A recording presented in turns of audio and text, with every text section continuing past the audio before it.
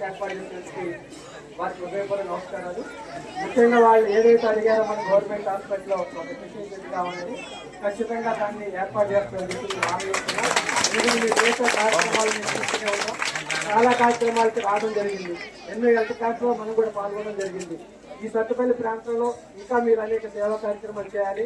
ప్రతి పల్లెటూరును కూడా దత్తత తీసుకొని ముఖ్యంగా అక్కడున్న పిల్లలకి ఎడ్యుకేషన్ కానీ హెల్త్ కానీ విషయాలలో మీరు కోఆపరేట్ చేయాలి.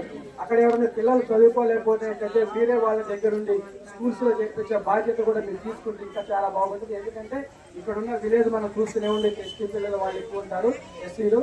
కాబట్టి ప్రతి ఇంటికి కూడా మన వాళ్ళే సభ్యులు వెళ్ళి పిల్లలు ఎక్కడైనా చదువుకోకపోతుంటే వాళ్ళని స్కూల్లో చేర్పించే బాధ్యత మీరు తీసుకోవాలని చెప్పి మనస్ఫూర్తిగా కోరుకుంటున్నాం.